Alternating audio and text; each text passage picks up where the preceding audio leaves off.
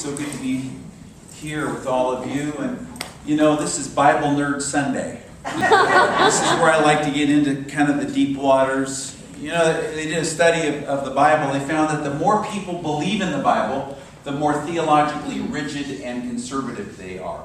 But the more people actually read the Bible, the more theologically open and liberal they become. And the more they read it, it's a cumulatively effect. They become more and more progressive. So if you're not using the Bible as a weapon, but rather as a tool, you experience an opening up. So what are we talking about here? We're talking about a template and a tool. The Lord's Prayer is both a template and a tool. You know, if you go to a Mormon church, they don't pray the Lord's Prayer. And the reason why is because they remember what Jesus said. He said, pray like this. He didn't say pray this prayer. So they take that very literally and they say, we're not going to pray this prayer. He's just telling us to pray like that. Yeah, they got a point, but it's not just a template that is an example or a sample prayer, but it's also a tool, because over 1 trillion people over a period of 2,000 years have prayed this prayer over and over and over again and opened it up in terms of its energy in such a way that you can experience the presence of God. God is a present experience for me. Together? God is a present experience for me. But are you seeking that presence? Or are you seeking first that kingdom? Are you opening yourself up to that presence? You know, my mom works one day a week as a docent on the USS Hornet, which was the aircraft carrier that picked up the very first moon landing astronauts out at sea. And Buzz Aldrin was the second person on the moon. He was supposed to be the first, but the other guy had rank, so he took the first, the first steps on the moon. But Buzz Aldrin was second. And around 2002, he was lured into a hotel room in Beverly Hills by a guy who was a moon landing denier, who confronted him and started angrily challenging him and telling him to swear on a Bible that he was actually on the moon, and on and on and on. And Buzz Aldrin finally, at the age of 72, punched the guy in the jaw. Because he was frustrated because he'd actually been to the moon. And here's this guy telling him, you haven't been to the moon. You ever feel like Buzz Aldrin? I'm not saying you should punch anybody in the jaw, but I'm saying that there's a time in life when somebody will tell you, you have not had that experience. Have you ever had, if God is an experience, a present experience for you, and somebody tells you, no, you didn't have that experience, I know better because of my rigid theological stand or because of whatever. If God is an experience for you, nobody can take it away from you. And maybe the best and most mature response is not to punch somebody in the jaw, but to just walk away, because there's nothing to argue about. If you've been to Paris, France, and I tell you there is no Eiffel Tower and there is no Seine River, what are you going to do with that? Nothing. Because you've been there and you know.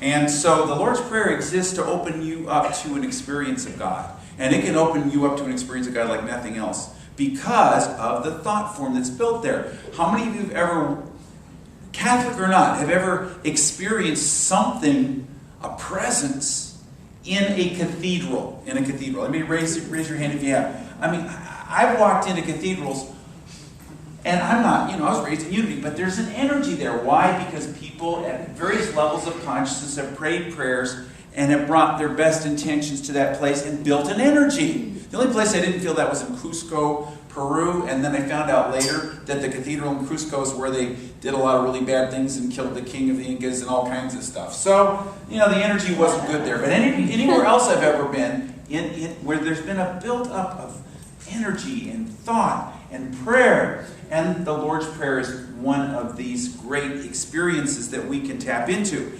And it's very interesting that the Lord's Prayer is nothing more or less than a series of affirmative prayer statements. What does that mean? That means it's not just, it's not a beseeching, it's not a begging. It's stating the ideal truth.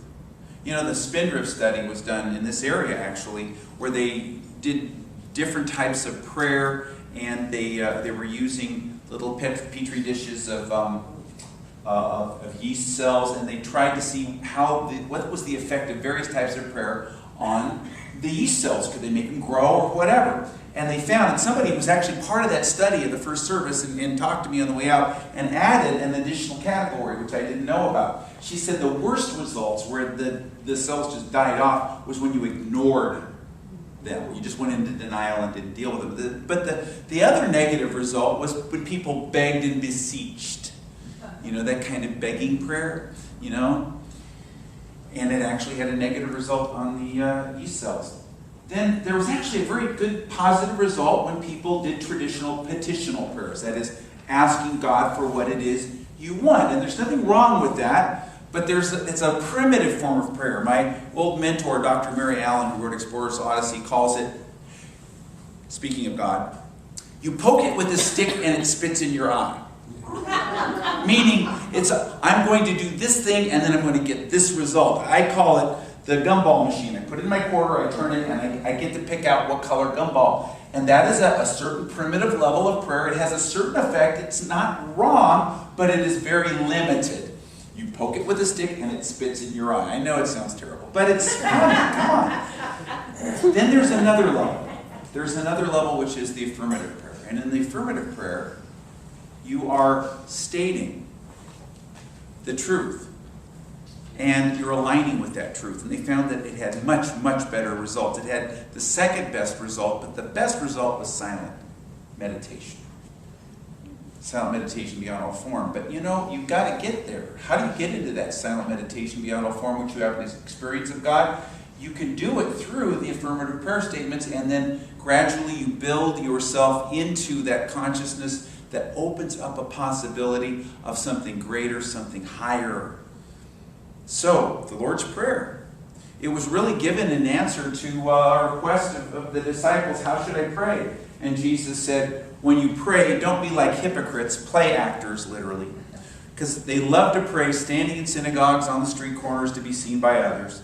Truly, I'm telling you, they've already received their reward in full.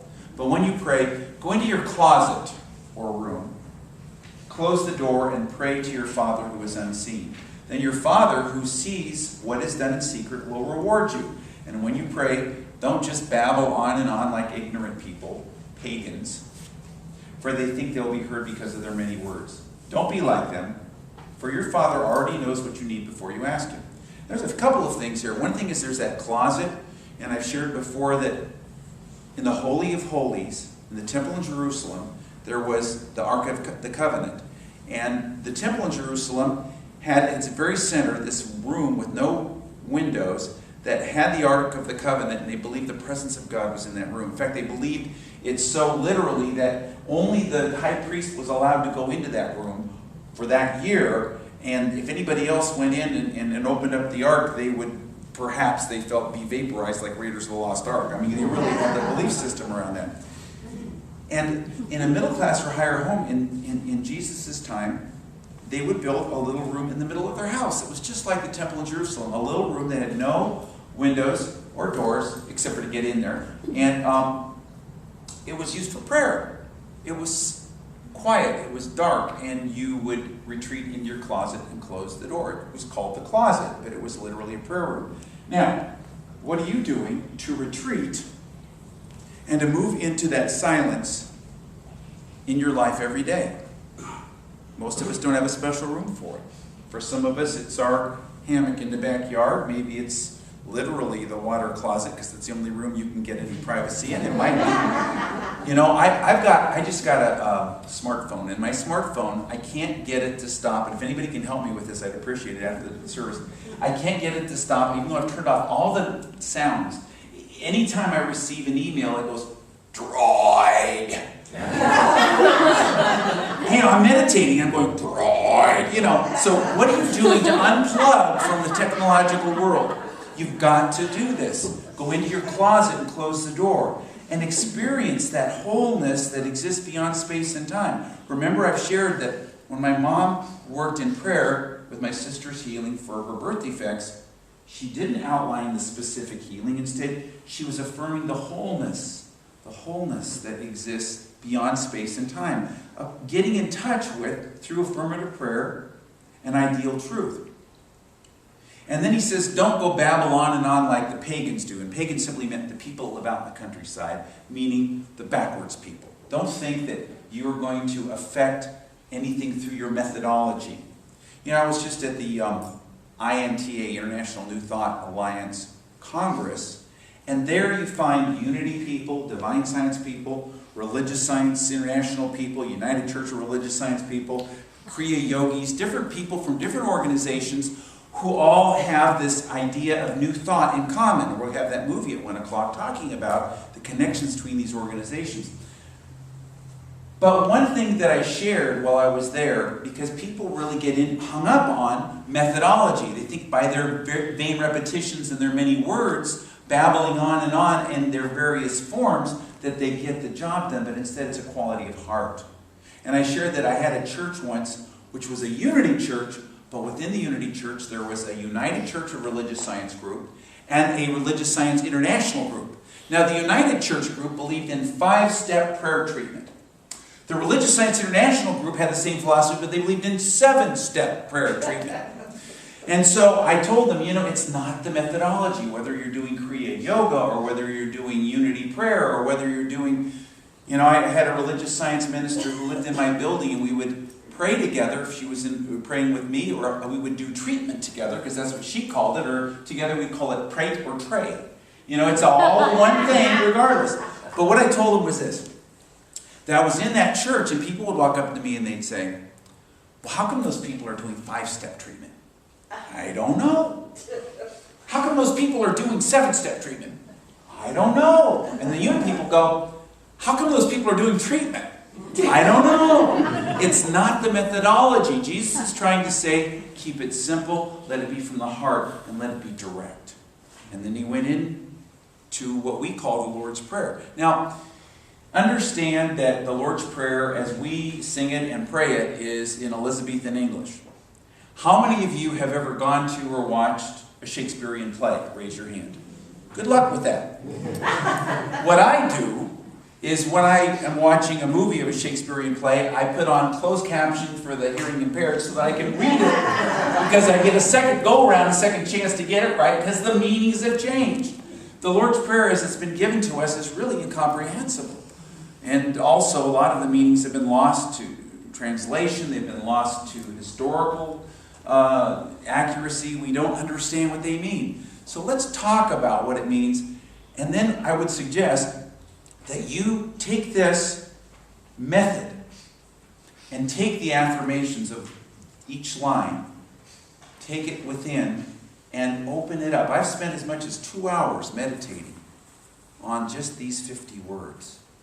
Wayne Dyer wrote an entire book on using just the first 13 words as a half-hour-long meditation, taking it word by word. But you can take it phrase by phrase. Our Father, you know, that right out of the box, we're misled by the way that was translated, because it sounds like our Father, but it was actually the word Abba. And I once read that Jesus gave nothing new to Judaism that you can't find somewhere else in the history of Judaism except for this one word, Abba. Had never been used in prayer before. Divine Father, or our Father, would be Abinu in Hebrew. But Abba was baby talk for Dada. It had never been used in a prayer. It's like saying, I want to be held in the divine arms like a baby. I want to be as innocent as a baby. In the words of the Tao Te Ching, I want to be like a baby before it even learns how to smile. I want to become as a child. I want to trust like a baby. I want to be in that consciousness that just is willing to be held. Abba, baby talk. It's a radical concept. Which art in heaven? Higher power. Heaven literally meant, it's the same word for heaven as the word for sky. It's that which is up, which is above. To heave, to lift up, that higher power. And it's very much like a 12-step higher power concept. So that higher power, our, and it's our. It's not mine personally, but it's collectively. Our higher power, I want to be held like a baby. hallowed be thy name. That's always the hardest one for me because it's, I think, the deepest. Hallowed. What's that? Halloween? Hallow? Harry Potter and the Deathly Hallows? What is hallow? It means whole, healed, complete. Be thy name. Name comes from Sanskrit naman, which means to know or remember. So when I know God, when I have an experience of God, not an old man on a throne, I've moved past that, not even poke it with a stick and it spits in my eye, but moving into an experience of an unfoldment that is God,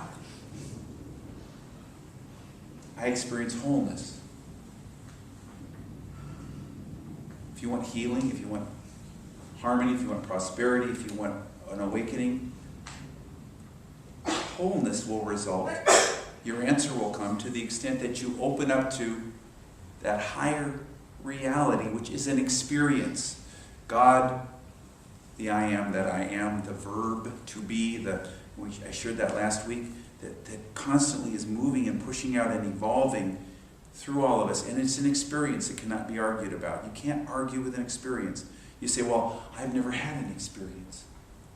That's what we pay you for, Greg. You tell us about it. You give us the travelogue. You tell us about it. But the truth is that you've heard Megan sing. You've held a baby. You've loved when it was hard to love. You felt inspired. Cultivate that and move even deeper with it. Hallowed be thy name. Thy kingdom come. Now for us, the idea of a kingdom is kind of it doesn't fit us too much. I mean, we're in a democracy, and even England is a democracy. What's a kingdom? But to them, thank God for a kingdom, because there'd be chaos and horrible bandits and terrible things. But thank goodness there was an orderly something that was an established order called a kingdom. And it is divine order for us. That kingdom is that established order that pushes out into space and time when we tap into our source. So thy kingdom come, that results in what? Thy will be done. What is the will of God? The highest good for all concerned. The highest good for all. Sometimes our prayer has to move past what I want to what would benefit everyone. I've got a couple of things I'm working on right now in terms of consciousness. Nothing to do with this church, just stuff that I'm working on, so don't worry about it. But I'm working on these things, and what's coming is I want only the highest good. I want the will of God. So what is that? I want the highest good for all concerned. You surrender your personal desires for a greater good, because you know that it'll be more satisfying to you in the end, because you want to grow more than anything else. So thy kingdom come, let divine order be established in such a way that the highest good results on earth as it is in heaven, in the inner as in the outer, as the lower as above. You know, the Native Americans used to say to the missionaries, you know, we don't understand how you separate your religion. For us, it's a seamless whole. You teach us on Sundays to be a certain way, and then the other 6 days you act totally differently. Myrtle Fillmore acknowledged that and said that the Native Americans often had a better understanding of Christianity or spirituality than the Christians did, because they didn't see it as a compartmentalized thing on Sundays only or in churches only, but it is part of everyday life on earth as it is in heaven, making it all a seamless whole. There's a flow to the universe. Heraclitus, 500 BC, the whole universe is flow, and the flow is from inside out. And it's constantly the center to the circumference, but in such a way that they're not separate. So, thy kingdom come, thy will be done on earth as it is in heaven, is bringing forth that divine order for the highest good of all concerned, so that everything is whole, seamless. Give us this day our daily bread. Daily bread. Well, that was manna, literally manna. And what is manna? Remember the children of Israel, they're traveling through the desert, led by Moses, and every morning they'd wake up and there'd be this manna on the ground called daily bread. But that's the same word, it's the same concept. And remember the manna, they couldn't store it up, they had to eat it that day, but it wasn't for the next day. That doesn't mean that in the now moment you can't set goals. Even Eckhart Tolle set goals. Even Eckhart Tolle made treasure maps. He really did. But he said, hold it in such a way that you're living in the now with it. You're experiencing your goal now. You're not attached to the outcome. You're making your treasure map now. You're not attached to the outcome. And so, moving into this now moment, give us this day our daily bread. That word daily that's used here was not found anywhere else in Greek. They couldn't find it until somebody found a shopping list that was actually done in clay for a woman who was going out to buy her food for that day.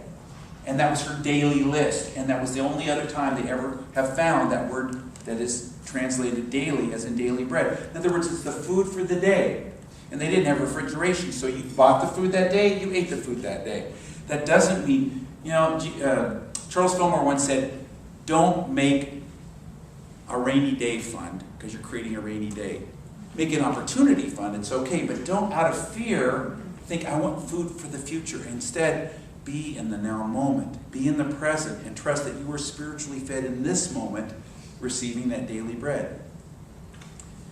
And forgive us our debts as we've forgiven our debtors. As we've forgiven is proportionate to. And isn't it true that you can only receive what you give? To the extent that you allow other people the space to learn through hard experience sometimes, through making mistakes. How many times have you made a mistake and learned from it? Shouldn't you give that over to another person as well? Not to excuse them or to like them or to agree with what they've done or to give them license, but rather to understand that they are a soul in evolution as well. And as you open up that space for them, so you are opening up an electrical circuit that is a whole and complete circuit, and you can receive as you are giving. So proportionate to your willingness to forgive, you receive forgiveness. Lead us not into temptation. That's the hard one that everybody tries to dance around. Charles Fillmore changed it to leave us not in temptation. And other people say that it means this or it means that. But actually, it really means protect us from making unnecessary mistakes. Temptation, to be tempted to make a mistake. So it's asking for divine guidance in such a way that we're less likely to make mistakes. There are two ways to learn. There's the hard way and the easy way. It's basically saying cut us some slack, help us to learn the easy way through guidance so that we don't have to go through the tough stuff. Deliver us from evil. Evil's an interesting concept. I shared last week that the chief exorcist of the Catholic Church said in an interview there was no such thing as evil. And if he believed in it, he couldn't do the work he did. Very strange concept, until you realize that evil is just the absence of good, as darkness is the absence of light. It has no innate reality. Augustine said, there is no substance in evil. So what is evil? It's negativity. It is a no thing, and when there's darkness, you shine light. So protect us from negativity or from getting caught up in negativity or getting involved in negativity. And then, of course, those last words, for thine is the kingdom and the power and the glory forever. He didn't say those things. That was added later. The earliest versions of the Bible don't have that in it, but let's take a moment for that because we pray it. The kingdom is that divine order. The power is the power that results from that order. And the glory is wholeness and completion. Completion. To be glorified is to be made whole and complete. So when divine order works through with power, there is wholeness and completion. So we've just gone through that Lord's Prayer. I suggest that you take a little time, maybe every day this week. 5 minutes, 10 minutes, 15 minutes. I've taken as much as 2 hours, and I'm not suggesting that. To really feel what this could mean. And not think about it, but just let it be. And so what I'm going to do is lead everyone in it. We're going to use debts because that's the traditional unity way, because it's the old traditional Protestant way from the King James Bible. But let's just open up to this in this moment, and we're going to say it nice and slowly. You know, I heard a Catholic priest once say that problem with the church is we sing too slow and pray too fast. So we're gonna pray it nice and slowly. Together. Our Father, which art in heaven, hallowed be thy name. Thy kingdom come. Thy will be done, on earth as it is in heaven. Give us this day our daily bread, and forgive us our debts, as we also have forgiven our debtors. Lead us not in temptation, but deliver us from evil. For thine is the kingdom, and the power, and the glory forever. And so it is. And now take a deep breath in and let it out. And I want you to set down anything you have in your hands. This is time to go within. You'll remember whatever you need to remember. And move into the presence. And remembering when they asked Jesus, how do you pray? And he gave them two things they shouldn't do. One is they shouldn't use a lot of words, thinking that somehow the method was what was important, the words. And the second thing is he said, don't do it publicly, but instead go within. Move into your closet and close the door.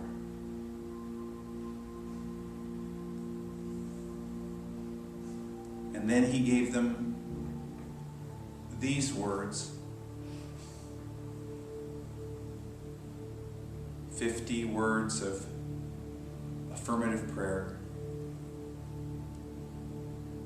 Our Father, which art in heaven. Meaning, higher power, we are held like a baby in your arms.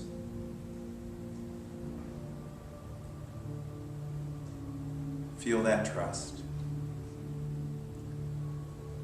Hallowed be thy name.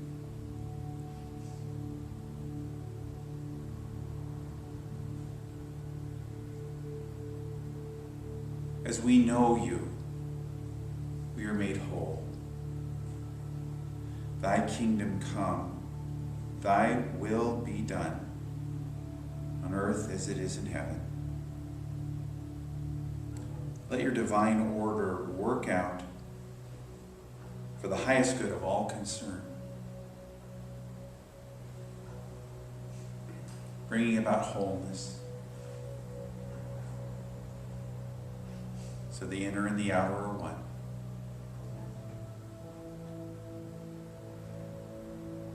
Give us this day our daily bread.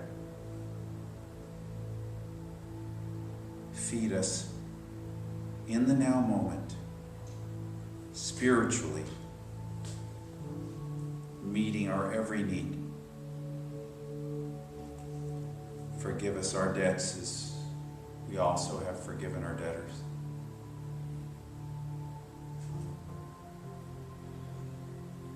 We are forgiven proportionately to our willingness to extend forgiveness.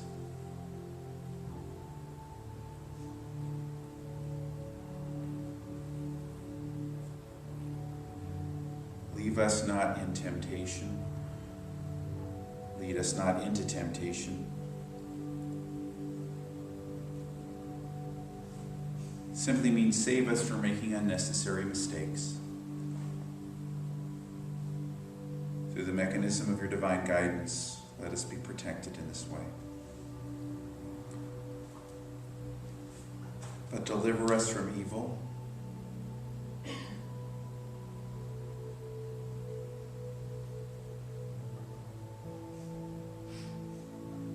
Let us not get caught up in unnecessary negativity.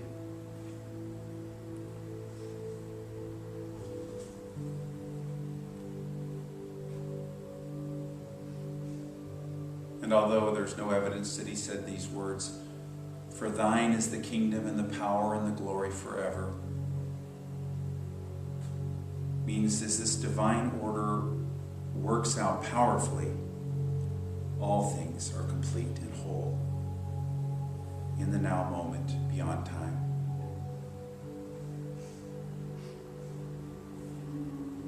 And now, in your own way, in the quietude of your heart, pray this prayer as best you know how, but not the words, the feeling, not the form, the essence, and see where it takes you as you are lifted up in this ancient prayer that has been prayed 1 trillion times.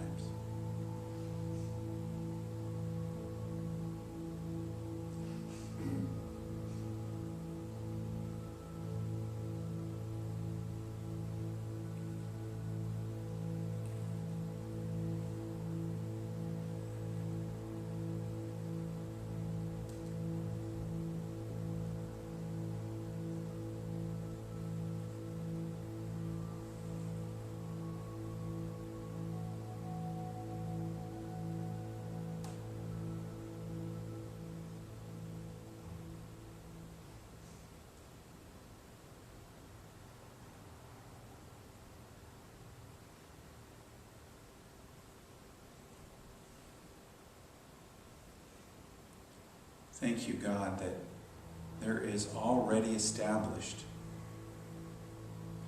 an energy, a light, an essence, prayed so many times with so many levels of understanding by so many people in so many ways. And we too tap into it and move it forward, knowing that He gave us a tool and a template, a tool that we can use to experience you, to experience God, and a template that we can use to remember how to pray whenever we have need. This kind of affirmative prayer moves us forward, expands us, and evolves our soul. And so it is. Amen.